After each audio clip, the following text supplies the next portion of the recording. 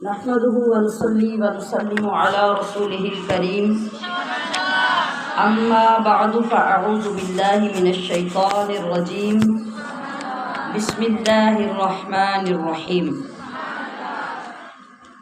شهر رمضان الذي أنزل فيه القرآن وقال الله تبارك وتعالى في مقام آخر إن الله يحب التوابين ويحب المتطهرين صدق اللہ مولانا العظیم ان اللہ وملائکتہ یصلون علی النبی یا ایہا الذین آمنوا صلوا علیہ وسلموا تسلیما الصلاة والسلام علیک یا سیدی یا رسول اللہ وعلی آلک واصحابک یا حبیب اللہ۔ الحمدللہ، اللہ تبارک و تعالیٰ نے کل ہمیں جس موضوع کی طرف توجہ کرنے کی توفیق عطا فرمائی، مجھے امید ہے کہ اس نے آپ کو بہت فائدہ دیا ہوگا۔ جس طرح ابھی ایک عزیزہ نے، طالبہ نے اپنی کیفیت اور اپنا عمل لکھ کر پیش کیا، تو مجھے اس پر بھی یقین ہے کہ اور بہت سی بچیوں کو سن کر ایسا لگا ہوگا کہ ہمیں بھی ایسا کرنا چاہیے تھا۔ کوئی بتائے گا کس کو لگا ہے؟ تو کسی اچھے ذکر کو، اچھے فعل کو شیئر کرنے کا مطلب ہی یہ ہوتا ہے کہ ضروری نہیں کہ ہم اتنے پرفیکٹ ہوں کہ ہر وقت ہماری ہر طرف توجہ ہو۔ کبھی کبھی ایسا ہوتا ہے کہ جس کو ہم بڑا معمولی سا بندہ سمجھتے ہیں، اس کا عمل اتنا اچھا ہوتا ہے کہ جب ہم عمل دیکھتے ہیں تو اپنے آپ کو زمین کا کیڑا سمجھنے لگ جاتے ہیں۔ ہم لوگ 24 گھنٹے دعوت، تبلیغ، علم، عمل، قرآن، حدیث کی بات کرتے ہیں، اور ہم میں سے ہی کئی لوگ ایسے ہوتے ہیں جو چھوٹے چھوٹے عمل کا خیال نہیں رکھتے۔ تو پھر اللہ دیکھتا ہے کہ تمہارے دل کے اندر میری کتنی قدر ہے۔ تو میں آپ کو توجہ دلانے کے لیے ایک بات شیئر کروں کہ ابھی 2-3 دن قبل میری ایک جگہ پہ میٹنگ ہو رہی تھی۔ ہم سمجھتے ہیں کہ جو لوگ سارے دنیا دار یا فیشن کرنے والے یا پھر دنیاوی تعلیم کے ساتھ وابستہ ہوتے ہیں تو وہ بالکل ہی شاید دین پہ عمل نہیں کرتے۔ تو ہماری بات کے دوران اذان شروع ہو گئی،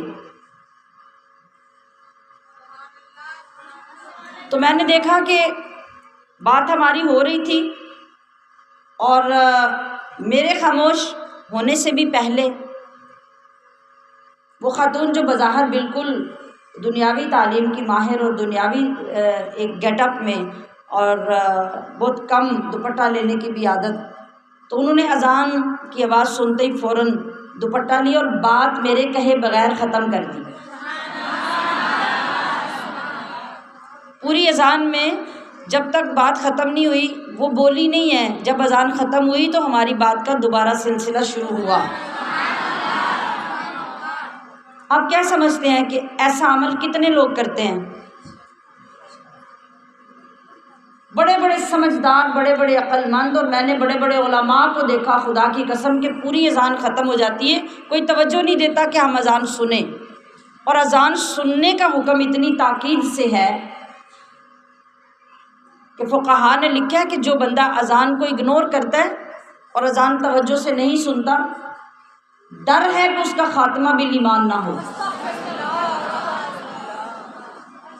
اور عمل میں عام طور پہ جو کمزوری دیکھی جاتی ہے، جو 24 گھنٹے ہمارے پاس رہنے والے بچے ہیں، ہم ان کو بھی ڈانٹ ڈانٹ کے توجہ دلا دلا کے اذان سننے کے لیے قائل کرتے ہیں، وہ اذان سننے کی عادت نہیں ڈالتے۔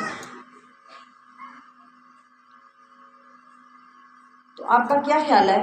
بہت ساری غلطیاں اگر ہوں گی بھی، بے عملی بھی ہوگی، لیکن اللہ کا نام سن کر اپنی ویلیو ختم کر کے، اپنی بات کو بالکل کمزور سمجھ کر، اس کو روک کر پوری پابندی سے اللہ اور اس کے رسول کے نام کو سننے والے بندے کی ادا اللہ کو کتنی پسند آئے گی،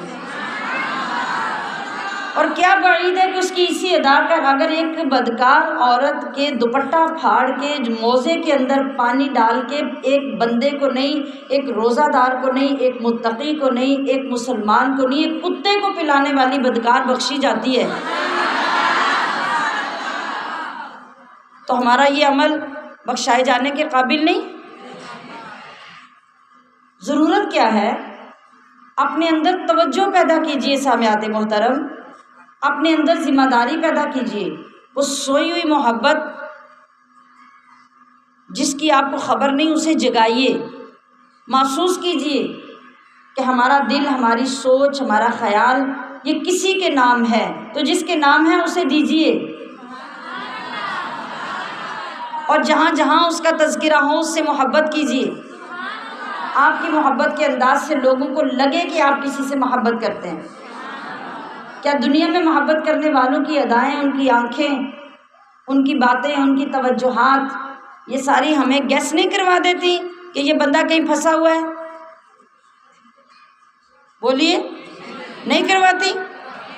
ہر ادا بتاتی ہے کہ یہ بندہ کہیں پھنسا ہوا ہے، تو کیا ہمیں در مصطفیٰ پہ نہیں پھنس جانا چاہیے؟ کیا ہماری اداؤں سے لوگوں کو نہیں لگنا چاہیے کہ یہ اپنے محبوب سے پیار کرتی ہے، یہ اپنے نبی کو چاہتی ہے، لہٰذا نبی کے ہر کام کو تلاش کرنے میں لگی رہتی ہے، آپ کی ہر ادا، آپ کی ہر بات کو سننے کی طلب میں لگی رہتی ہے، اور جب سننے کو ملتی ہے تو باقی ساری باتیں بھول جاتی ہیں۔ آپ کو توجہ دلانے کا یہی مطلب تھا کہ توبہ کی طرف توجہ کیجیے، اور جتنی زیادہ توجہ آپ کی ہوگی آپ اتنا زیادہ گناہوں سے دور ہوں گے، آپ کا ذہن، آپ کا دماغ، آپ کا دل اتنا زیادہ مرکوز ہوگا اس طرف، تو ہم جو فائدہ حاصل کرنا چاہتے ہیں وہ فائدہ ہمیں حاصل ہو جائے گا انشاءاللہ۔ تو میں نے اس سے اٹیچ کرتے ہوئے قرآن کریم کی شان اور رمضان کی شان کے ساتھ ایک اور آیت کریمہ آپ کے سامنے پیش کی، جس میں کل والی بات کا تذکرہ بھی ہے اور ابھی تھوڑا سا آگے بھی تذکرہ ہونے جا رہا ہے۔ کیا پڑھا؟ ان اللہ یحب التوابین ویحب المتطہرین، تحقیق بے شک اللہ دوست بنا لیتا ہے، اللہ پیار کرتا ہے، اللہ پسند کرتا ہے کن کو؟ بہت زیادہ توبہ کرنے والوں کو، سال میں ایک بار توبہ توبہ کہنے والوں کو نہیں۔ تواب کون ہے؟ یہ مبالغہ کا صیغہ ہے، بہت زیادہ کثرت سے توبہ کرنے والے کو۔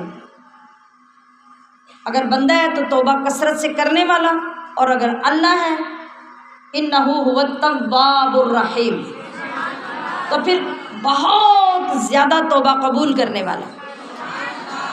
تو یحب التوابین، جو بڑی توبہ، زیادہ توبہ کرتے رہتے ہیں، اللہ ان کو دوست بنا لیتا ہے، اللہ ان کو پسند کرتا ہے۔ اور کن کو پسند کرتا ہے؟ وَيُحِبُّ الْمُتَطَهِّرِينَ، جو بڑے ستھرے رہنے والے، بڑے پاک رہنے والے، یہ ستھرائی پاکی کے اعتبار سے بہت پاک رہنے والے لوگ جو ہیں، اللہ ان کو بھی اپنا دوست بنا لیتا ہے۔ آج جو میں نے مختصر توجہ آپ کی دلانی ہے توبہ کے بعد، یہ تو میں نے آج بھی آپ کو یاد دلا دیا کہ توبہ کر کے چپ نہیں کر جانا، کرتے رہنا ہے، کرتے رہنا ہے، کرتے رہنا ہے۔ یہ کرتے رہنے سے بھی ہماری قبول ہو جائے تو بڑی بات ہے، کیونکہ ہم نے ظلم بہت کیے ہوئے ہیں، ہم نے زیادتیاں اور بے ایمانیاں بہت کی ہوئی ہیں، اس وجہ سے توبہ کر لینا کافی نہیں، توبہ کرتے رہنا کافی ہے۔ اور اسی طرح بہت زیادہ پاک ہونے والوں کو اللہ پسند فرماتا ہے۔ تو پاکی کیا ہے؟ طہارت، متطہرین، یہ طہارت سے لفظ نکلا ہے۔ اور جب آپ نماز کی شرائط سیکھتے ہیں نا، تو نماز کی شرائط میں نماز کی نیت ہے، جگہ کا پاک ہونا ہے، بندے کا اپنا طہارت کرنا، یعنی اس کا پاک ہونا ضروری ہے، لباس کا پاک ہونا ضروری ہے، اس میں طہارت کی ضرورت ہے، اس کا مسلمان ہونا ضروری ہے، قبلے کی طرف اس کا رخ ہونا ضروری ہے۔ یہ ساری شرطیں ہیں نماز کی، جن میں سے سب سے زیادہ جو امپورٹنٹ ہماری باڈی کے لیے، ہمارے ظاہر و باطن کے لیے، ہمارے لباس کے لیے چیز ہے، وہ کیا ہے؟ طہارت۔ آج تو میں صرف آپ کی توجہ دلاؤں گی تاکہ آپ اپنے آپ کو سوچیں، اس کے تھوڑے سے مسائل میں کل پیش کروں گی۔ توجہ یہ دلانی ہے کہ کیا نمازیں پڑھ کے ہمیں سکون ملتا ہے؟ سکون جس کو صحیح سکون کہا جاتا ہے، نماز کے اندر ہم سکون میں کھڑے ہوتے ہیں؟ اگر کھڑے ہوتے ہیں، میں معذرت کے ساتھ سوال کرنے لگی ہوں، اگر کھڑے ہوتے ہیں اور سکون میں ہوتے ہیں تو وہ جو سارے گھر کی باتیں یاد آتی ہیں وہ کیوں آتی ہیں؟ بھئی ہم تو بڑے سکون میں ہیں، تو یہ پیچھے سے دائیں بائیں سے بے سکونی کدھر سے آ رہی ہے؟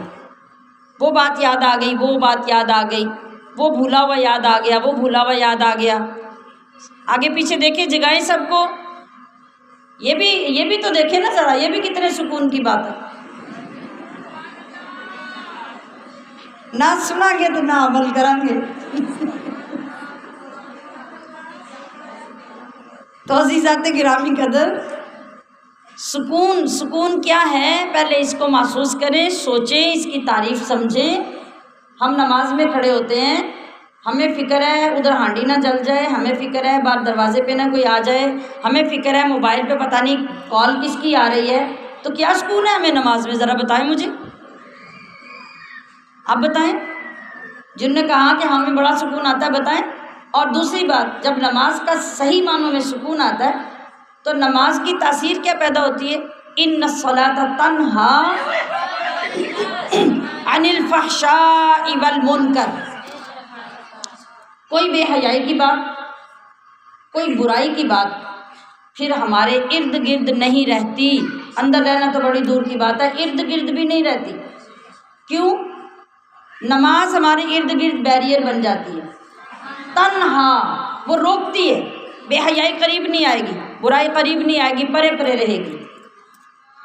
ایسا ہوا نمازیں پڑھ کے ہمارے ساتھ، ایسا ہوا ہم نے برائی کی باتوں میں اگر ہم عام لسٹ جو بولتے ہیں برائی کی، ویسے تو برائیاں بہت سی ہیں، عام لسٹ اگر ہم سامنے رکھیں، غیبت، گالی گلوچ، چغلی، جھوٹ، کسی کے ساتھ زیادتی، کسی کے حق کی زیادتی، بے پردگی، کیا ہماری نماز نے یہ سارا کچھ چھڑایا ہم سے؟ بولے ہم نے یہ سب کچھ چھوڑا؟ نہیں۔ تو پھر ہمیں یہ سب کچھ حاصل کیوں نہیں ہوتا؟ بے چینی، بے قراری نماز کے اندر بھی ہماری قائم رہتی ہے اور وہ تاثیر بھی ہمیں نہیں ملتی۔ ایک بڑی وجہ اس کی یہ ہے کہ ہمیں طہارت کے مسائل نہیں آتے، ہم پاک نہیں ہوتے۔ آپ کو غصہ آ رہا ہوگا میرے اوپر، لو جی اسی وضو نہیں کر دے، اسی کپڑے نہیں بدل دے، 5 باری وضو کر کے نماز پڑھنے ہیں تو پاک کنج نہیں ہوندے۔ میں کل بتاؤں گی پاک کیسے نہیں ہوتے آپ۔ ایک بات آج سن لیں، آپ کی بچیاں جب گھروں سے آتی ہیں نا ہمارے پاس پڑھنے کے لیے، جوان بچیاں آپ کی، ان بچیوں کو اتنا پتہ نہیں ہوتا کہ انہوں نے غسل کہاں کرنا ہے، پیشاب کہاں کرنا ہے۔ اور بڑی معذرت کے ساتھ میں یہ بات کروں گی کہ 90% ہماری ماؤں کو بھی نہیں پتہ۔ وہ بچیاں اپنی ماؤں سے سیکھ کے آتی ہیں، وہ باہر سے کہیں سے نہیں سیکھ کے آتی۔ گھروں میں جو غسل خانے کا کہے جاتے ہیں وہ غسل کے لیے ہوتے ہیں، وہاں بھی مائیں پیشاب کر رہی ہوتی ہیں، وہاں پہ غسل کر رہی ہوتی ہیں، بچیاں بھی وہی سیکھ کے آتی ہیں۔ تھوڑی سی پرابلم ہو جاتی ہے تو کتنی عورتیں ہیں وہ پانی لے کے واش روم میں چلی جاتی ہیں غسل کرنے کے لیے، انہیں اس بات کا پتہ ہی نہیں کہ اب اس سے کیا ہونے والا ہے۔ ایسی ہی طہارت کے ساتھ ہم نماز پڑھتے ہیں، اور قیامت تک یہ طہارت اگر رہے گی تو ہماری نماز، ہماری عبادت، ہمارا روزہ، ہماری تلاوت کبھی ہمیں سکون نہیں دے سکتے، اور سکون دینا تو دور کی بات ہے، وہ قبول ہی نہیں ہو سکتے۔ ایک عالم دین بیان کرتے ہیں کہ میرے پاس ایک نوجوان لڑکا آیا کرتا تھا، 17-18 سال کا نوجوان خوبصورت لڑکا، اور وہ اتنی محبت سے آ کے بیٹھتا ایک دارالعلوم کے اندر، اتنی محبت کرتا، ویسے وہ یونیورسٹی میں پڑھنے والا لڑکا تھا لیکن اتنی محبت سے علماء کے پاس وہ آ کے بیٹھتا، اور وہ آ کے ہر چند دن کے بعد اپنا خواب سناتا۔ وہ علامہ صاحب کہتے ہیں کہ خواب اس کا یہ ہوتا کہ مجھے رات کو کالی کملی والے محبوب، کائنات کے والی، نبیوں کے سردار آ کے ملتے ہیں اور مجھے گلے لگاتے ہیں۔ یہ نوجوان وہ اپنا خواب سناتا۔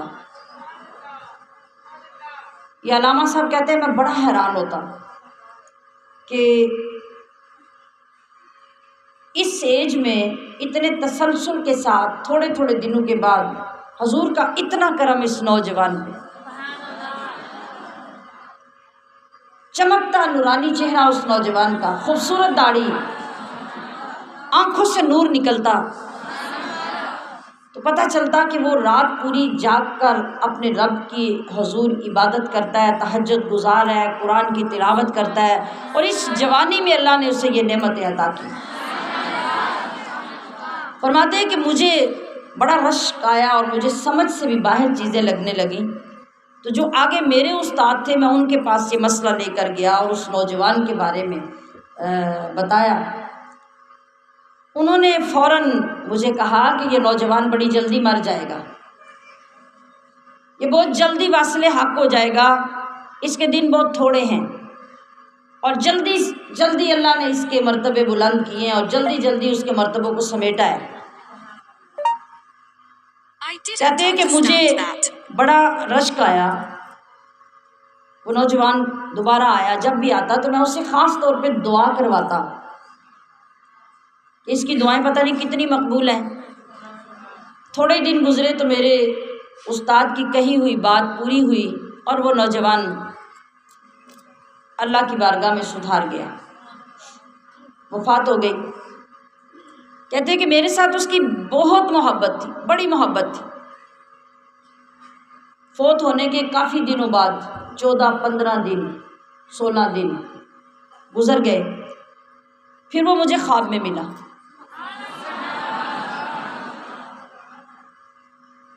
میں نے اس سے پوچھا کہ تم تو مجھ سے بڑی محبت کرتے تھے اور اتنے دن بعد مجھے تم خواب میں مل رہے ہو، سناؤ تمہارے اگلے جہان کے معاملات، اللہ کی نعمتیں، ان کا کیا قصہ ہے؟ دیکھیے میری طرف۔ وہ کہنے لگا کہ میری وفات کے بعد سے 14 دن مجھ سے جو قبر میں حساب ہوتا رہا وہ سارا حساب میری طہارت کے متعلق تھا۔ 14 دن میں طہارت کے حساب میں پھنسا رہا۔ 14 دن کے بعد میری طہارت کے مسائل پورے ہوئے اور اس امتحان سے میں گزرا، وہاں سے فارغ ہوا تو تمہیں ملنے کے لیے آیا۔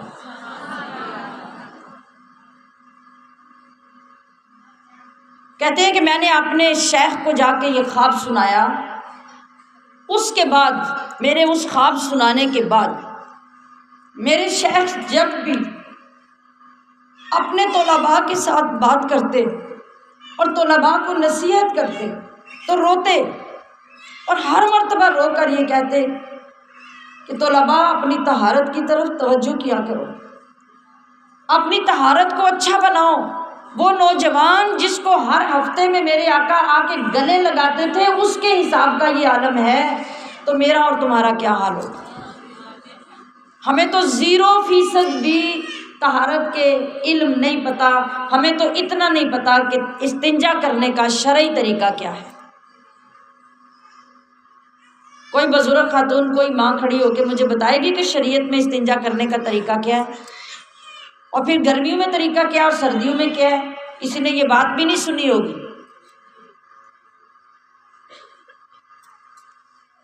سامعات محتشم، پھر ہماری نمازیں کدھر جائیں گی؟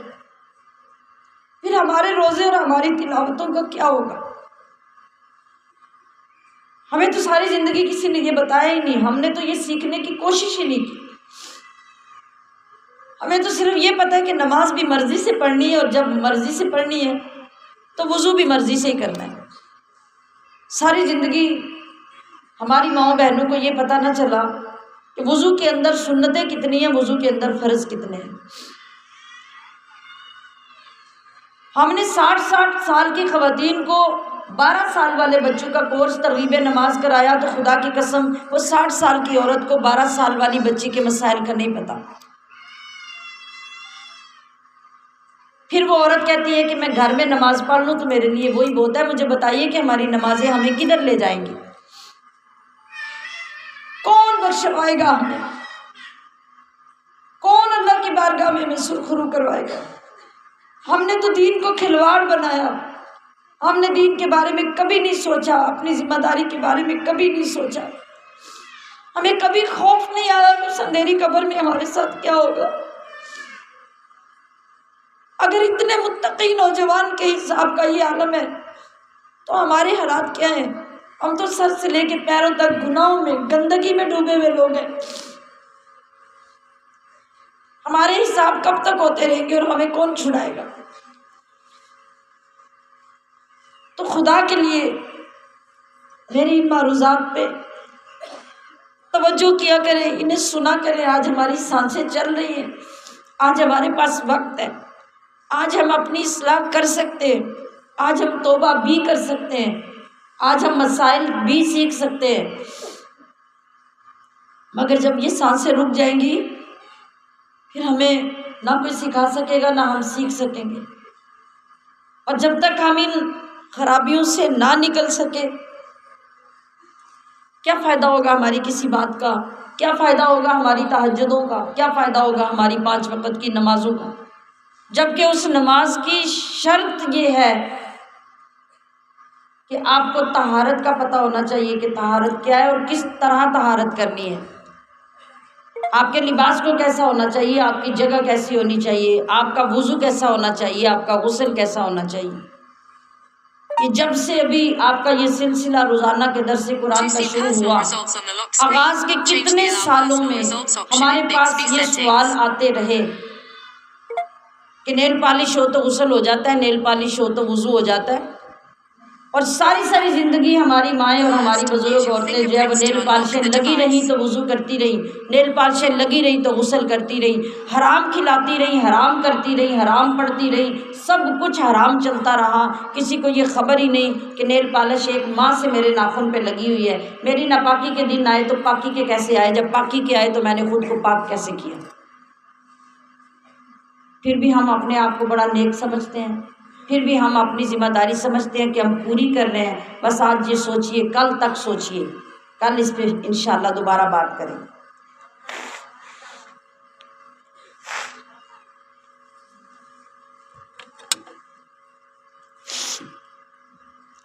جو دولت رب کریم نے ہمیں عطا کی تھی، ہم نے اس کی قدر نہیں کی، ہمیں اس کی قدر سکھائی نہیں گئی۔ اب اللہ کا کروڑ بار شکر کیجئے کہ ہم اس قرآن کے ساتھ جڑ رہے ہیں، ہم اس قرآن کی محبت سیکھ رہے ہیں۔ ابھی اس کو پڑھ تو نہیں رہے، ابھی اس کے مسائل نہیں سیکھ رہے، بس ابھی اس کو سن رہے ہیں، اور وہ بھی اتنا جتنا ہم جاگ رہے ہوتے ہیں۔ جب سو رہے ہوتے ہیں تو اوپر سے گزر جاتا ہے، اور ہمیں سمجھ کتنی آتی ہے وہ بھی ہر بندہ اپنا جواب خود دے سکتا ہے۔ بس میری یہ دعا ہے کہ یا الہی روز و شب توفیق احسان دے مجھے۔ سب سے بڑا احسان دنیا میں کیا ہے؟ ایک دوسرے کو دین سکھانا، سیکھنا اور سکھانا۔ تو میری اللہ سے زندگی کی آخری سانس تک یہ دعا ہے، اور آپ کے لیے بھی یہی دعا ہے کہ یا الہی روز و شب توفیق احسان دے مجھے، خوف اپنا ظاہر و باطن میں یکساں دے مجھے۔ جتنا میں باہر سے ڈرتی ہوئی لوگوں کو نظر آؤں، اندر سے بھی اتنی ڈروں۔ یا اللہ مجھے ایسا کر دے کہ خوف اپنا ظاہر و باطن میں یکساں دے مجھے، اور حب سنت یا الہی حب قرآن دے مجھے، حب سنت یا الہی حب قرآن دے مجھے، نعمت دارین اعنی نور ایمان دے مجھے، نعمت دارین یعنی نور ایمان دے مجھے، اور کام میرا زندگی بھر خدمت قرآن ہو۔ اے اللہ کام میرا زندگی بھر خدمت قرآن ہو، فہم قرآن دے الہی نور عرفان دے مجھے، فہم قرآن دے الہی نور عرفان دے مجھے، اور نعمت دارین یعنی نور ایمان دے مجھے، خوف اپنا ظاہر و باطن میں یکساں دے مجھے۔ اعوذ باللہ من الشیطان الرجیم، بسم اللہ الرحمن الرحیم، قل سیروا فی الارض ثم انظروا کیف کان عاقبۃ المکذبین، قل لمن ما فی السماوات والارض قل للہ كتب على نفسه الرحمة ليجمعنكم إلى يوم القيامة لا ريب فيه الذين خسروا أنفسهم فهم لا يؤمنون،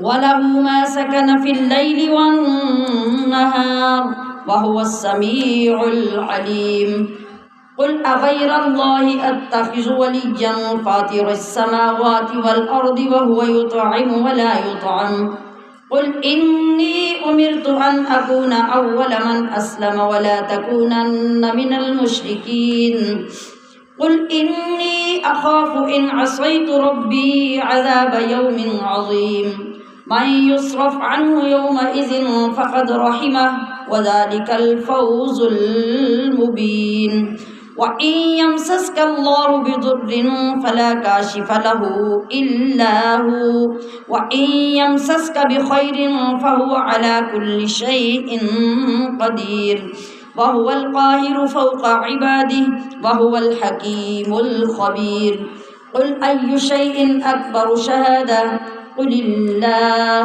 شہید بینی وبینکم وأوحی الی ھذا القرآن لأنذرکم بہ ومن بلغ أئنکم لتشہدون ان مع اللہ آلہة اخرى قل لا اشہد قل انما هو الہ واحد واننی بریء مما تشرکون، الذين آتيناهم الكتاب يعرفونه كما يعرفون أبناءهم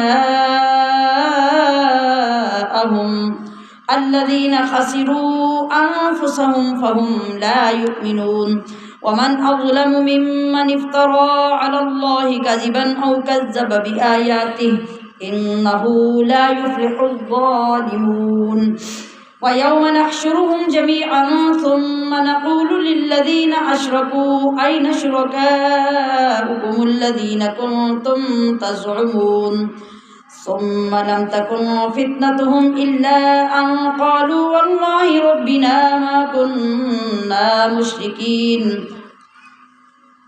انظر كيف كذبوا على أنفسهم وضل عنهم ما كانوا يفترون، ومنهم من يستمع إليك وجعلنا على قلوبهم أكنة أن يفقهوه وفي آذانهم وقرا وإن يروا كل آية لا يؤمنوا بها حتى إذا جاءوك يجادلونك يقول الذين كفروا إن هذا إلا أساطير الأولين، وهم ينهون عنه وينأون عنه وإن يهلكون إلا أنفسهم وما يشعرون، ولو ترى إذ وقفوا على النار فقالوا يا ليتنا نرد ولا نكذب بآيات ربنا ونكون من المؤمنين بل بدا لهم ما كانوا يخفون من قبل ولو ردوا لعادوا لما نهوا عنه وإنهم لكاذبون وقالوا إن هي إلا حياتنا الدنيا وما نحن بمبعوثين ولو ترى إذ وقفوا على ربهم قال أليس هذا بالحق قالوا بلى وربنا قال فذوقوا العذاب بما كنتم تكفرون صدق اللہ مولانا العظیم.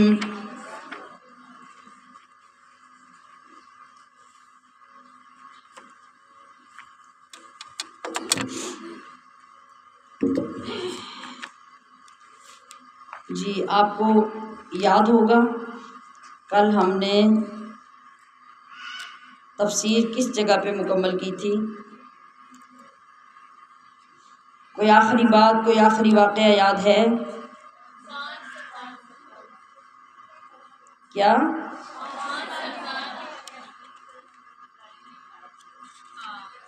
جی 5 وہ گستاخ جو نبی علیہ السلام کا مذاق اڑاتے تھے، ان کے انجام پر کل کی تفسیر مکمل ہوئی تھی، جس سے پتہ چلا کہ اللہ کی برگزیدہ ہستیوں کا مذاق اڑانا، ان کو تنگ کرنا انسان کو کہاں لے جاتا ہے۔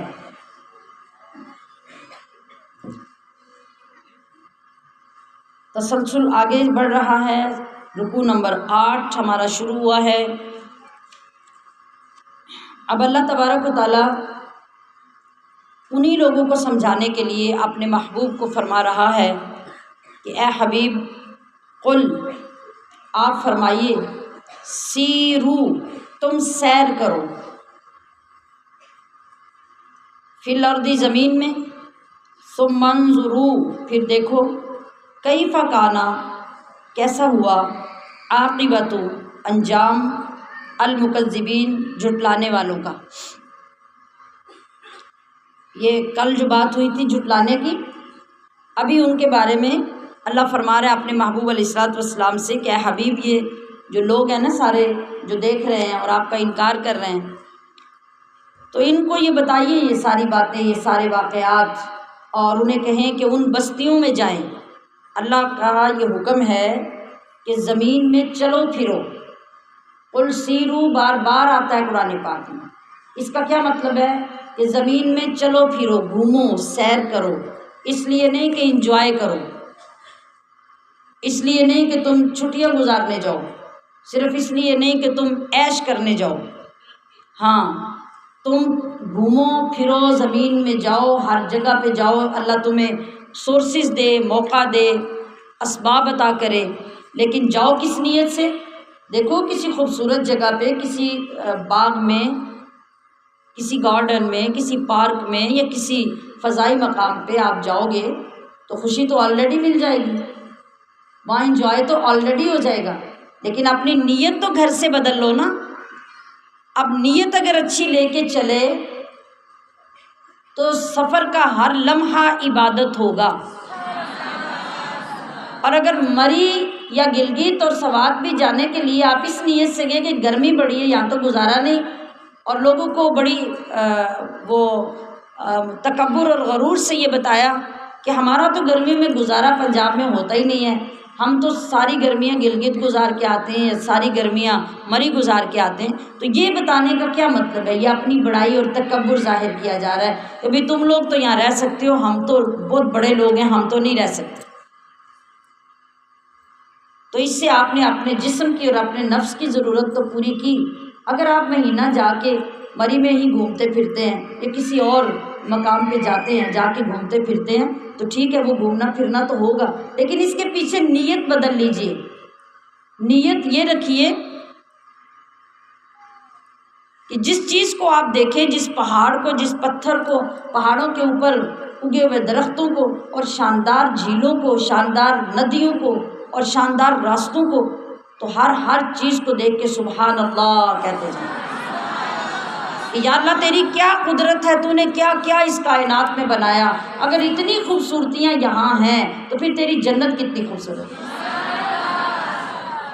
جب آپ اس نظریے سے اللہ کی زمین میں گھومے پھریں گے تو آپ کو رب کا قرب ملے گا۔ آپ کا وہ گھومنا پھرنا، وہ پیسہ لگانا، وہ وقت لگانا سارا اجر و ثواب میں بدل جائے گا، عبادت ہو جائے گا۔ اور اسی طرح جہاں ایسی جگہوں پہ جاؤ تو وہاں اہتمام سے ان جگہوں کو بھی دیکھنے جاؤ جہاں اللہ کے عذاب نازل ہو۔ کیا ہوگا؟ جس طرح قبرستان میں جانے سے آپ کو موت یاد آئے گی، اس طرح ان بستیوں میں جہاں اللہ کے عذاب نازل ہوئے اور بستیوں کو اللہ نے الٹ دیا، آج بھی وہاں عذاب کے نشانات موجود ہیں۔ جب آپ وہ دیکھیں گے تو اللہ کی طاقت، اللہ کی قدرت یاد آئے گی، اللہ کا جلال اور اللہ کا قہر یاد آئے گا، اس پہ یقین آئے گا تو توبہ نصیب ہوگی، برائیوں سے بچنے کا احساس نصیب ہوگا۔ اس لیے اللہ نے فرمایا کہ اے حبیب ان کو رغبت دلائیے، قل سیروا فی الارض فانظروا کیف کان عاقبۃ المکذبین، کہ یہ گھومیں زمین میں، چلے پھریں، جا کے دیکھیں بستیوں کو کہ جنہوں نے میرے پچھلے نبیوں کو جھٹلایا تھا، ان کے ساتھ میں نے کیا کیا، ان کا انجام کیا ہوا۔ تو یہ مت بھولو کہ آج وہ انجام تمہارا بھی ہو سکتا ہے۔ اور قل، پھر آپ یہ بھی فرمائیے، لمن، کس کا ہے، یہ سوال کریں۔ اللہ نے فرمایا اے حبیب آپ ان لوگوں سے، جھٹلانے والے، مذاق کرنے والے، انکار کرنے والوں سے مختلف اوقات میں پوچھیں، لمن، کس کا ہے، ما فی السماوات، جو کچھ بھی آسمانوں میں ہے، وما فی والارض، اور زمین میں۔ تو ان کے پاس جواب نہیں ہوگا، یہ کوئی جواب نہیں دے سکیں گے، تو پھر خود ہی وضاحت کرنا، قل للہ، آپ کہہ دینا یہ سب اللہ کا ہے، خود ہی انہیں سمجھانا، خود ہی انہیں بتانا کہ یہ سب اللہ کا ہے۔ کاتبہ، لازم کر لیا ہے، یعنی لکھ لیا ہے اس نے، علی نفسی، اپنی ذات پر، الرحمہ، رحمت فرمانا، مطلب جلال، قہر، غضب، عذاب، ہیبت، یہ سب اللہ کی ہے۔ لیکن بندو غور رکھا کرو، تصور رکھا کرو کہ ان ساری طاقتوں کے باوجود اپنی مخلوق اور اشرف المخلوقات ہونے کی وجہ سے اس رب نے اپنے اوپر لازم کر لی ہے کہ وہ تم پر رحم ہی کرے گا، رحم ہی کرے گا۔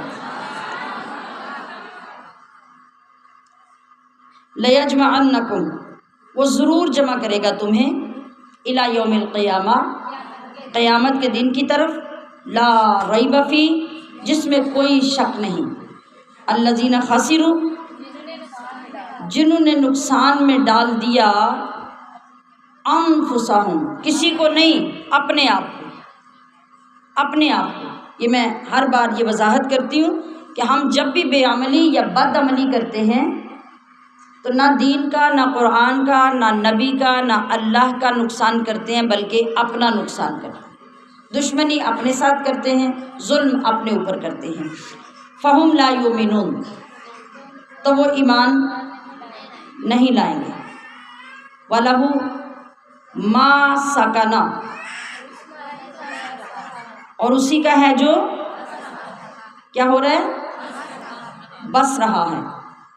بس رہا یعنی بسنا مطلب ہوتا ہے کہ یہاں یہ بستی بسی ہوئی ہے، یعنی رہنا، فی اللیل، رات میں، والنہار، اور دن میں، وَهُوَ السَّمِيعُ الْعَلِيمُ، اور وہی کا مطلب ہے کہ اور کوئی نہیں ہے، اور وہی خوب سنتا جانتا ہے۔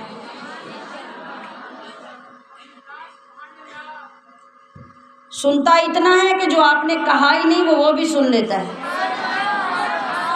اور جانتا اتنا ہے کہ جو ابھی وجود میں ہی نہیں آیا وہ اس کو بھی جان لیتا ہے۔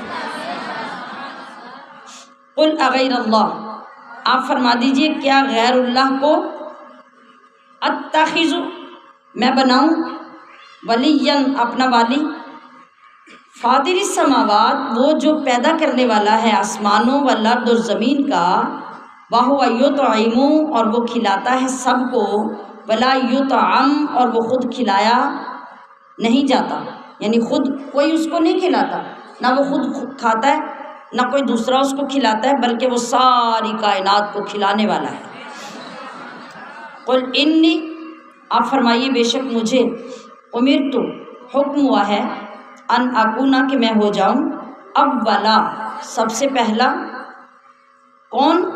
من اسلم جو گردن جھکاؤں، یعنی جو میں نے دوسروں کو بتانا ہے وہ خود میں نے سب سے پہلے کرنا ہے۔ مسلمان کون ہوتا ہے؟ جو اپنے آپ کو سرنڈر کر دیتا ہے، اللہ کے احکام کے آگے جھک جاتا ہے، گردن جھکا دیتا ہے، وہ مسلمان ہوتا ہے۔ لفظی معنی اس کا یہ ہے، تو یہاں جھکنے کا لفظ اس لیے استعمال ہوا کہ جو گردن جھکاؤں۔ ولا تکونن، اور نہ ہوں،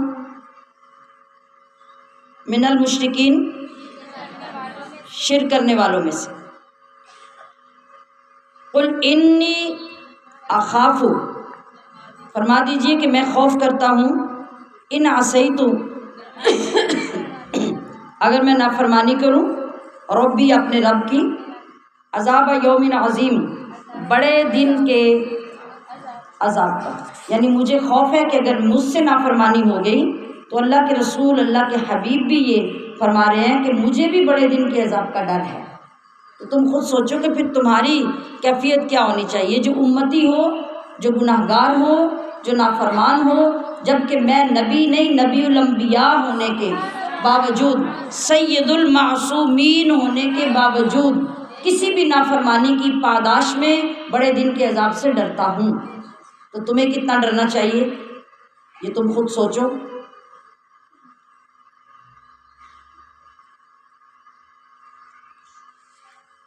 اچھا، یہاں پر بھی ایک لفظ کو درست کیجئے، ولا تکونن، یہ جو تکونن کا لفظ ہے یہ ہے ہو جانا، پیچھے ہے ولا تکونن، اور نہ ہو جانا، یہ سامنے والوں کے لیے ہے، اپنے لیے نہیں ہے۔ یہاں پہ یہ غلطی سے پرنٹ ہوا ہے، ولا تکونن، اور نہ ہوں میں نہیں، اور نہ ہو جانا تم، من المشرکین، شرک کرنے والوں میں سے۔ جی، من یصرف عنہ، وہ شخص کہ ٹال دیا گیا اس سے، ٹال دینا مطلب پھیر دینا، دور کر دینا، یومئذ، اس دن، عذاب، فقد رحمہ، تو بے شک یہ اس کی رحمت ہوئی۔ مطلب کوئی بڑے سے بڑا نیک، متقی، پرہیزگار، غوث، قلندر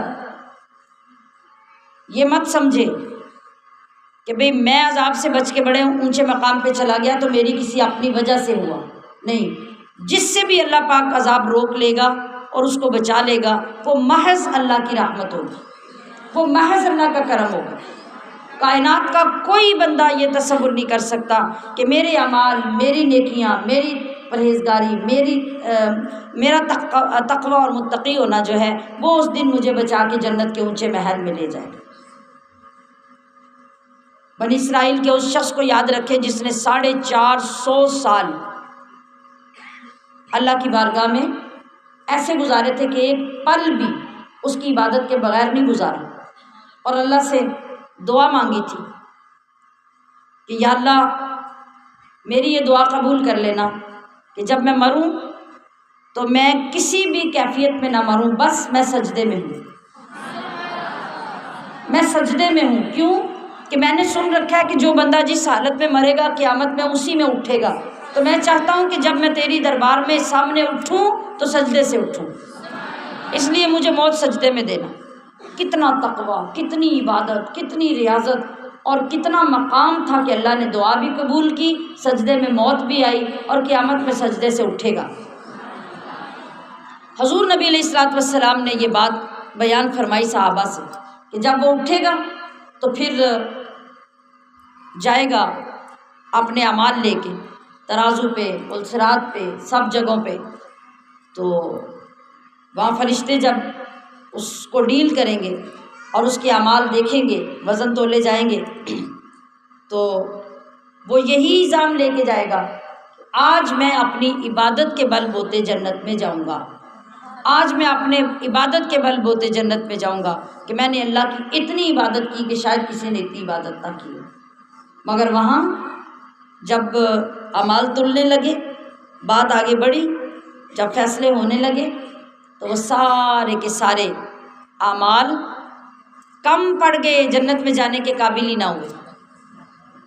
سامعات محتشم سوچیں، ہماری زندگی بڑی لمبی ہوگی تو کتنی ہو جائے گی؟ اگر غلطی سے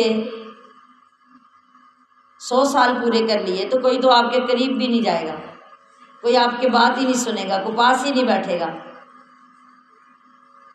تو 70 سال گزر جائیں تو ہاتھ جوڑ جوڑ کے اللہ سے کہتے ہیں یا اللہ لے جا، اب کسی کا محتاج نہ کر، ہمارے پلے کچھ نہیں رہا۔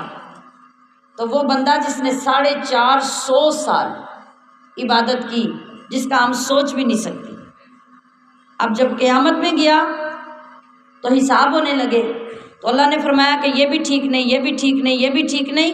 تو سارا کچھ جب چھانٹی ہوگا، رسول اللہ صلی اللہ علیہ وسلم نے فرمایا سارا کچھ جب چھانٹی ہوگا تو اینڈ پہ جا کے اعلان ہو جائے گا کہ یہ جو باقی بچا ہے یہ تو جنت میں جانے کے قابل ہی نہیں ہے۔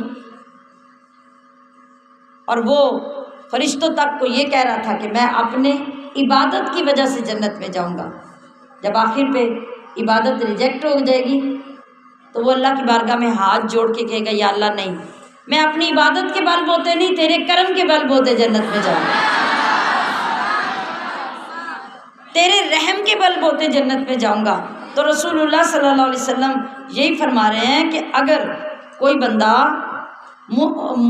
خوش نصیب جس سے قیامت میں عذاب پھیر دیا جائے گا، ٹال دیا جائے گا، تو وہ محض کیا ہوگا؟ فقد رحمہ، اللہ نے اپنا فضل کیا ہوگا۔ کوئی بندہ اس بھروسے پہ نہ رہے کہ میری عبادتیں بڑی ہیں، میرا تقوی بڑا ہے۔ تقوی تو دیکھیں نا، میں نے ابھی آپ کو چھوٹی سی مثال دی کہ تقوی اور مقام بلند کا عالم کیا تھا کہ ہفتے میں بھی کئی بار رسول اللہ آ کے سینے سے لگاتے تھے، مگر جب حساب کی باری آئی تو کیا ہوا؟ پھر بھروسہ کس پہ ہوا؟ اللہ کی رحمت اور رسول اللہ کی شفاعت۔ وذالک الفوز المبین، اور یہی کھلی کامیابی ہے۔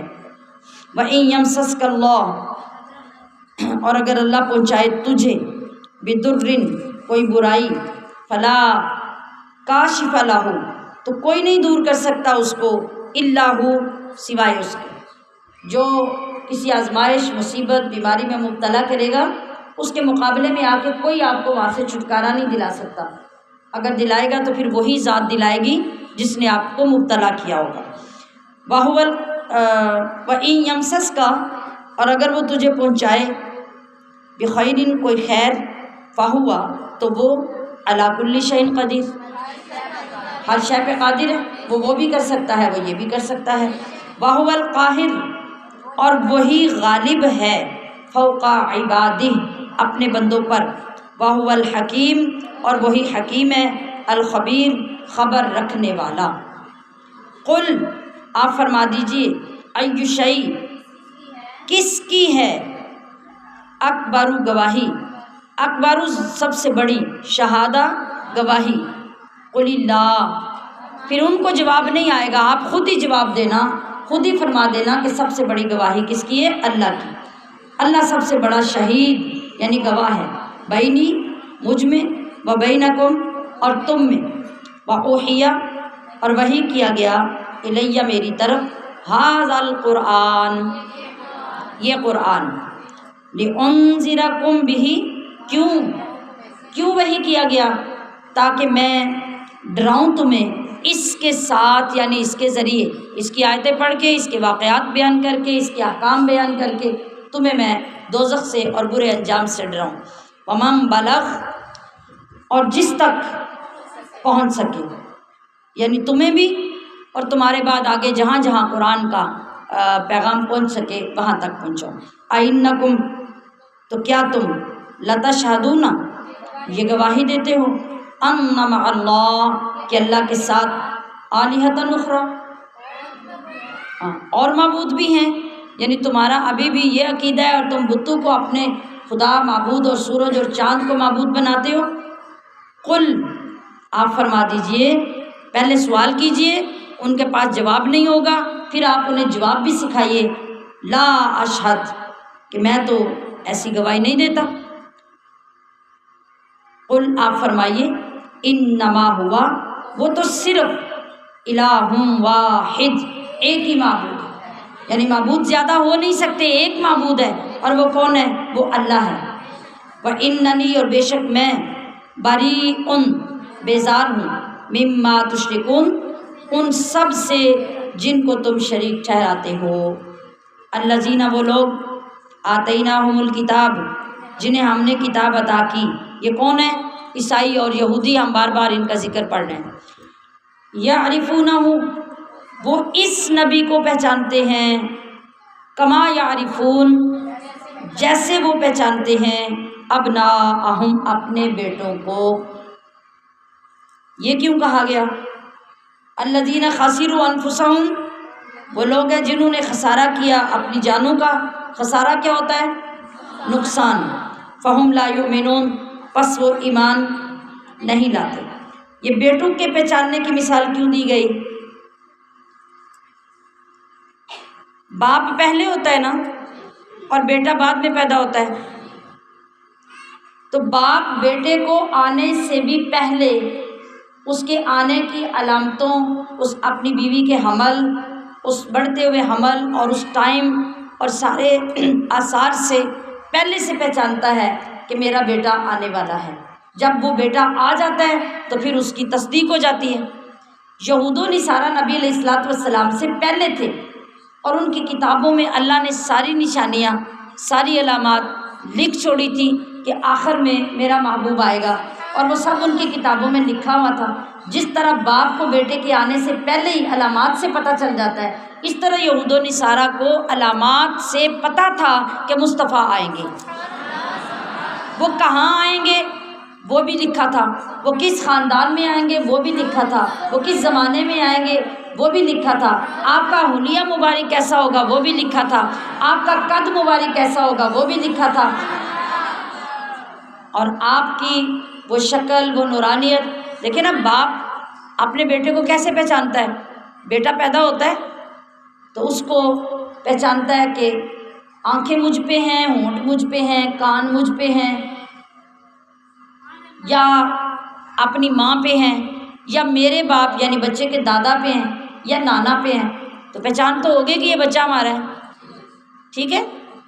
تو اللہ تعالیٰ نے ان کتابوں میں ساری علامتیں رسول اللہ کی لکھی ہوئی تھیں، تو جب انہوں نے رسول اللہ کو مکہ میں چلتے پھرتے دیکھا تو وہ ساری علامتیں تو ظاہر تھیں، تو اصل میں تو وہ ایسے ہی پہچان دیتے جیسے ایک باپ اپنے بیٹے کو پہچانتے، مگر مانتے کیوں نہیں تھے؟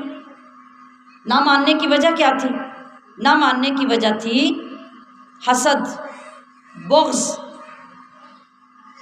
پہلے لوگ بنی اسرائیل کی اولادوں کی قدر، عزت، تعظیم کرتے تھے کہ یہ نبیوں کی اولاد ہیں۔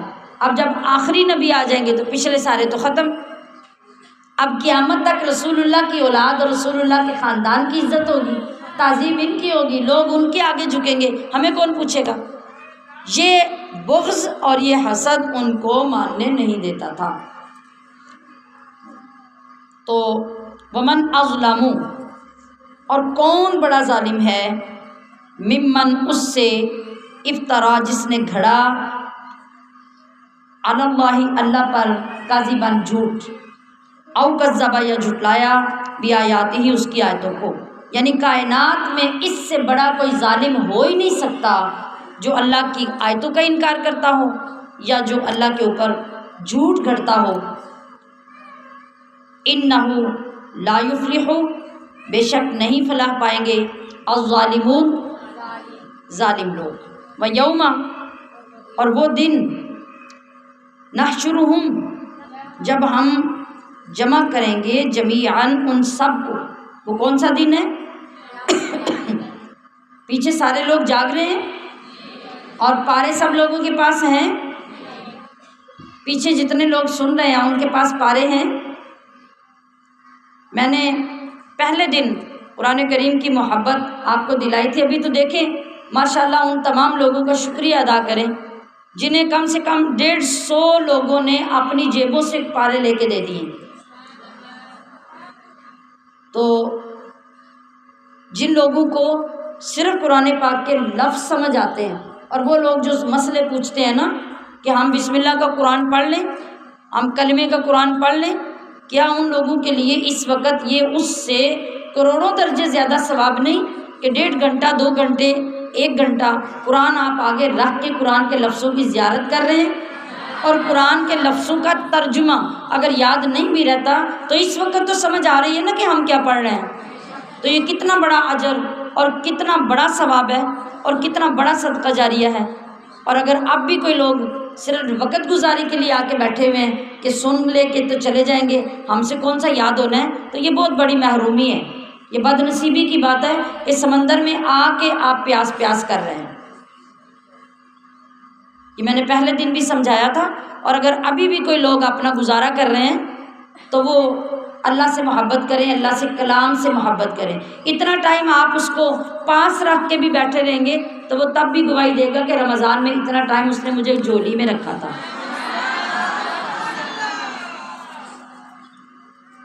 تو جو لوگ ابھی بھی اس سے محروم ہیں وہ اس کی قدر کریں اور اپنے پارے آگے رکھ کے اپنے پاک کلام کی زیارت کر کے بیٹھیں اور اس کی طرف توجہ رکھ کے اسے سنیں۔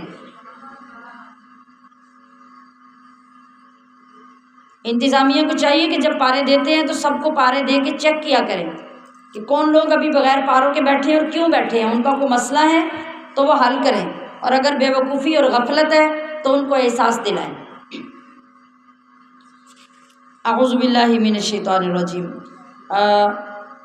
وَيَوْمَ نَحْشُرُهُمْ، اور جس دن ہم سب کو جمع کریں گے، ثُمَّ نَقُولُ، پھر ہم فرمائیں گے، لِلَّذِينَ أَشْرَكُوا، ان سے جو شرک کرتے تھے، أَيْنَ، کہاں ہیں، شُرَكَاؤُكُمْ، تمہارے شریک، الَّذِينَ، جن کا، كُنْتُمْ تَزْعُمُونَ، تم دعویٰ کرتے تھے۔ یہ کون کہہ رہا ہے؟ یہ اللہ فرما رہا ہے۔ اللہ ہمیں سمجھا رہا ہے کہ قیامت کا منظر ایسا ہوگا کہ جتنے لوگ قرآن اور صاحب قرآن کا انکار کرنے والے ہوں گے، اللہ ان کو لائن حاضر کر لے گا، اور اللہ فرمائے گا کہ میں اللہ ہوں۔ کیا منظر ہوگا اس وقت؟ جھوٹ بولنے والوں اور شرک کرنے والوں کا کیا حال ہوگا؟ وہ پانی پانی ہو چکے ہوں گے۔ اللہ فرمائے گا کہ میں اللہ ہوں، میری بادشاہت ہے، میں آج بدلہ لینے والا ہوں، میں آج عدل کرنے والا ہوں۔ کیا فرمائے گا؟ أَيْنَ شُرَكَاؤُكُمْ، کدھر ہیں وہ میرے شریک جنہیں تم نے خدا بنایا تھا؟ وہ اپنے سارے شریک لے کر آؤ جن کے تم دعوے کرتے تھے، آج وہ میرے سامنے آئیں اور ان کی موجودگی میں تم بھی بات کرو، وہ بھی آ کے مجھ سے بات کریں۔ کیسا لگ رہا ہوگا اس وقت؟ اور ان لوگوں کے پاس کیا جواب ہوگا؟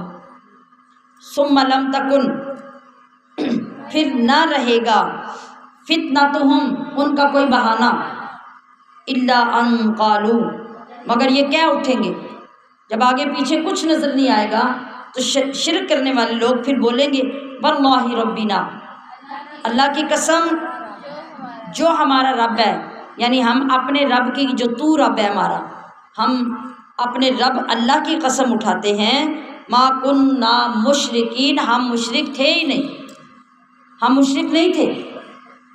اس وقت وہ یہ اللہ کی بارگاہ میں کہیں گے۔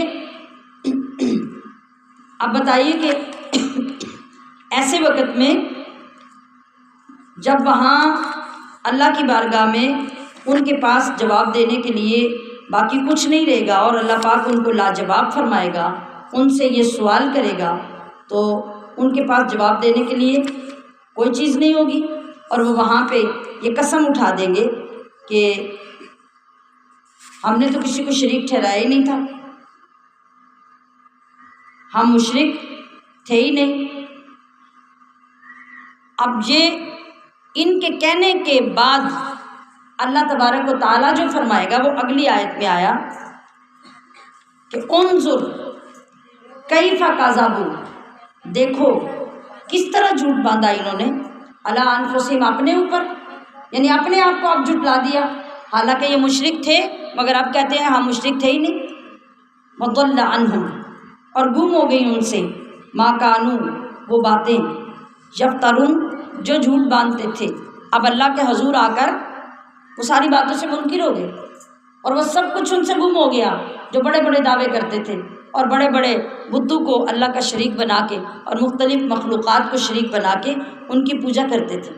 تو فرمایا گیا کہ وَمِنْهُمْ، اور ان میں سے من، کوئی وہ ہے، یستمع، جو کان لگاتا ہے، الیک، تمہاری طرف۔ یہ کان لگانے کی بات پیچھے گزر چکی ہے، جاسوسی کرنے کے لیے، خفیہ باتیں سننے کے لیے۔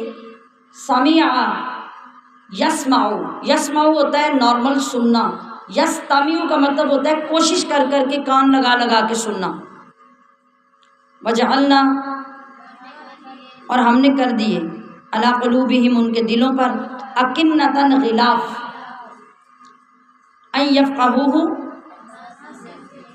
کہ نہ سمجھیں وہ اسے، وفی آذانہم، اور ان کے کانوں میں، وقرا، بوجھ ہے، بوجھ، وَإِن يَرَوْا، اور اگر وہ دیکھ بھی لیں، یہ جو بار بار اللہ کے رسول سے کہتے تھے فلاں معجزہ، فلاں نشانی، فلاں بات، فلاں بات، ہمیں یہ دکھائیں وہ دکھائیں، تو اللہ فرما رہا ہے کہ اگر ان کو ان کے کہنے پر دکھا دیا جائے، کل آیتن، ہر نشانی دیکھ لیں، لیکن اب ان کے برے کرتوتوں اور حد درجہ برائی میں تجاوز کر جانے کی وجہ سے ہم نے ان کے کانوں کے اندر بوجھ ڈال کے ان کو سیل کر دیا ہے۔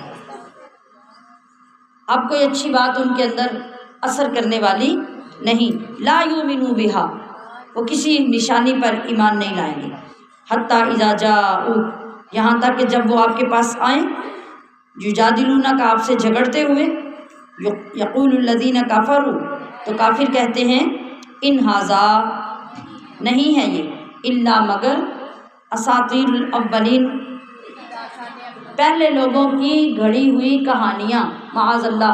وہ قرآن کو کہتے تھے کہ یہ کیسا اللہ کا کلام ہے، بنی اسرائیل کی کہانیاں، فلاں نبی کی کہانیاں، فلاں نبی کی قوم کی باتیں، ان کی عذاب، ان کی تاریخ، تو یہ تو سارا قرآن کہانیوں سے بھرا ہوا ہے، اس کے سوا یہ کچھ نہیں ہے، نہ یہ اللہ کی کتاب ہے، نہ ہم اس سے اللہ کی کتاب مانتے ہیں، نعوذ باللہ من ذالک۔ وَهُمْ يَنْهَوْنَ عَنْهُ، اور وہ روکتے ہیں اس سے، وَيَنْأَوْنَ عَنْهُ، اور اس سے دور بھاگتے ہیں، وَإِن يُهْلِكُونَ، اور وہ نہیں ہلاک کر رہے، إِلَّا أَنفُسَهُمْ، مگر اپنے آپ۔ یہ سارا کچھ انہیں لے ڈوبے گا، جس کے نصیب میں ہدایت ہوگی اللہ ان کو ان سے بچا لے گا، انہیں ہدایت بھی دے دے گا، عذاب سے بھی بچا لے گا، مگر یہ سارا کیا ہوا ان کے اپنے آگے آئے گا اور یہ اپنے آپ کو ہلاک کر لیں گے۔ وما یشعرون، مصیبت یہ ہے کہ جو کچھ یہ کر رہے ہیں انہیں اس کا شعور ہی نہیں، انہیں سمجھ ہی نہیں کہ ہم کیا کر رہے ہیں۔ ولو ترا، اور کبھی آپ دیکھنا، اللہ اپنے محبوب کو ایک انداز میں متوجہ کر لینا کہ ذرا دیکھنا، جب وہ وقت آئے گا نا تب تم دیکھنا کیا ہوگا۔ تو اس انداز میں اللہ فرما رہا ہے کہ ولو ترا، اور کبھی دیکھنا آپ، اذ وقفوا، جب وہ کھڑے کیے جائیں گے، علی النار، آگ پر، پھر ان پہ کیا گزرے گی، پھر ان کا حشر کیا ہوگا۔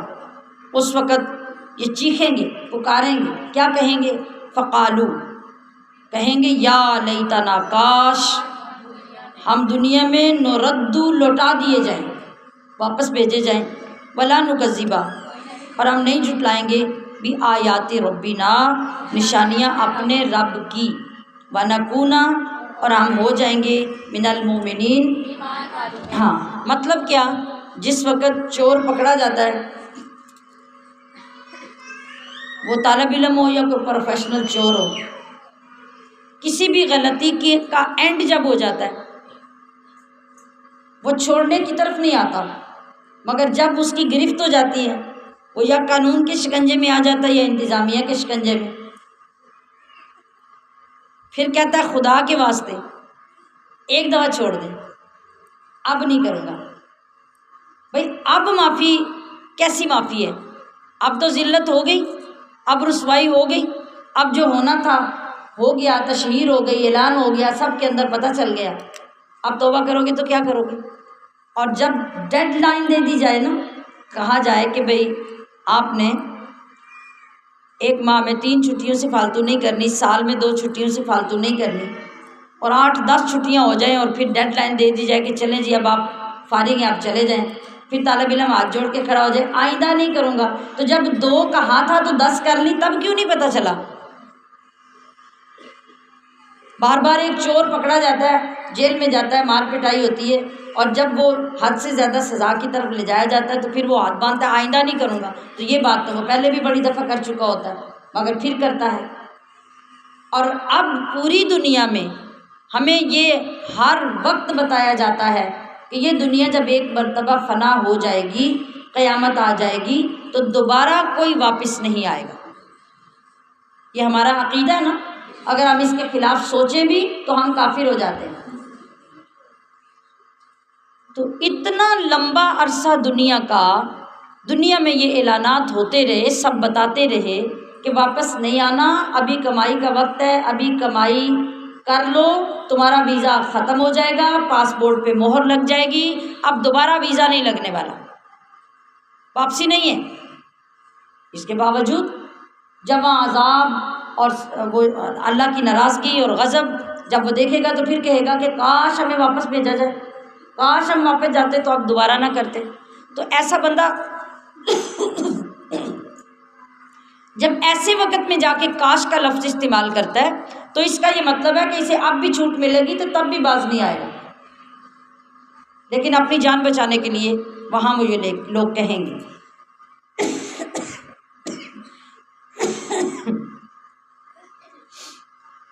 بل بدا لہم، بلکہ کھل گیا ان پر، یعنی وہاں جا کر سب کچھ ان کی آنکھوں کے سامنے آ گیا قیامت میں۔ ما کانو، جو کچھ تھے، یخفون چھپاتے، من قبل پہلے، ولو ردو، اللہ یہ فرما رہا ہے کہ میں گارنٹی دیتا ہوں، جیسے ہم کوئی کہتے ہیں نا ایک بندے کی عادات کو دیکھ کے، اس کے کرتوت کو دیکھ کے کہ یہ بندہ ایسا ہے، اسے 100 بار بھی تم معاف کرو گے پھر یہی کرے گا، تو ہم تو اندازے کے علم سے کہتے ہیں، تو رب کا تو حتمی علم ہے، وہ اندازے کا علم تو نہیں ہے۔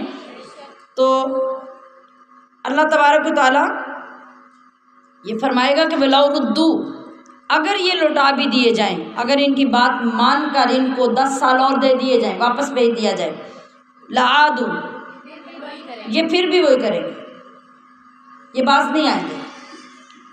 کیا کریں گے؟ یہ پھر وہی کریں گے، لِمَا نُهُوا عَنْهُ، جس سے ان کو منع کیا گیا ہے۔ وَإِنَّهُمْ لَكَاذِبُونَ، اس لیے کہ یہ ہیں ہی جھوٹے۔ وقالوا، اور کہتے ہیں، ان ہی الا، نہیں ہے یہ زندگی مگر حیاتنا الدنیا، ہماری یہ دنیا ہی کی، وما نحن، اور نہ ہم بمبعوثین، اٹھائے جائیں۔ یہ کفار مکہ اور مشرکین مکہ کا عقیدہ تھا نا، وہ کہتے تھے کہ جو محمد صلی اللہ علیہ وسلم یہ کہتے ہیں کہ قیامت آئے گی اور تم دوبارہ قبروں سے اٹھائے جاؤ گے، تو یہ تو امپاسبل چیز ہے، جب قبروں میں جائیں گے مٹی ہو جائیں گے، ہڈیاں ختم ہو جائیں گی، خاک بن جائیں گے، تو کون سی طاقت ہے ہمیں دوبارہ اٹھائے گی اور اٹھا کے کھڑا کرے گی؟ یہ نہیں ہو سکتا، کوئی قیامت نہیں آنی، کوئی اٹھنا نہیں ہے، کوئی کچھ نہیں ہونا۔ تو اللہ تبارک و تعالیٰ یہ فرما رہا ہے کہ پہلی تو بات یہ ہے کہ آج یہ کہتے ہیں ہمیں واپس بھیج دیں، یہ تو مانتے ہی نہیں تھے ہمیں کو کھڑا کرے گا، یہ تو مانتے ہی نہیں تھے کہ قیامت آئے گی۔ اور پھر اللہ پاک ایک اور سین ارشاد فرما رہا ہے کہ وَلَوْ تَرَىٰ، اور آپ دیکھنا یا آپ دیکھیں، اِذْ وُقِفُوا، جب وہ کھڑے کیے جائیں گے، عَلَىٰ رَبِّهِمْ، اپنے رب کے حضور، یعنی رب کا دربار لگا ہوگا اور یہ رب کے دربار میں پیش کیے جائیں گے، تو اللہ کیا فرمائے گا؟ قَالَ أَلَيْسَ، فرمائے گا کیا نہیں یہ هَٰذَا بِالْحَقِّ، کیا یہ حق نہیں ہے؟ تم تو اس کو جھٹلاتے تھے، تم تو ان کا سرے سے انکار کرتے تھے، اب بتاؤ یہ سارا کچھ حق ہے کہ نہیں، یہ ہوا کہ نہیں؟ قالوا بلا، وہ کہیں گے کیوں نہیں، اب تو ماننا پڑا کہ وہ حق ہے۔ وربنا، قسم ہمارے رب کی، یعنی اللہ کی قسم کہ یہ سب کچھ سچ ہے، ہم ہی جھوٹے تھے۔ قال، اب اللہ فرمائے گا فذوقوا العذاب، تو اب تم عذاب چکھو، بما کنتم تکفرون، بدلہ اپنے کفر کا، یعنی اب اگر تم یہ کہو نا کہ ہم آج مان کے نیک بن جائیں گے تو اللہ ہمیں معاف کر دے گا، نہیں، اللہ فرمائے گا نہیں، اب وہ وقت گزر گیا معافیوں کا، اب رحمت کا وقت گزر گیا، اب تمہیں برداشت کرنے کا وقت گزر گیا، اب تمہارے پاس یہ عذاب ہے، اب تم چکھو۔ چکھنے کا یہاں وہ مطلب نہیں کہ تھوڑی سی چیز چکھ لو تو باقی چھوڑ دو، یہ چکھنا ایسے وقت میں جو کہا جاتا ہے وہ کیسا چکھنا ہوتا ہے؟ میں نے ابھی مثال دی نا کہ جب چور پکڑا جاتا ہے نا تو اس کو الٹا کر کے لٹکایا کہ پھر وہ لگائے جاتے ہیں درے، تو وہ چیختا ہے، تو درے مارنے والا ساتھی کہتا ہے کہ اب ذرا مزہ چکھو، یہ وہ چکھنا ہے جب فرشتے گھسیٹ کر دوزخ میں لے جائیں گے اور دوزخ میں پھینکیں گے تو اوپر سے غصے سے کہیں گے کہ اب چکھو اپنے جھٹلانے کا مزہ، یہ چکھنا وہ ہوگا۔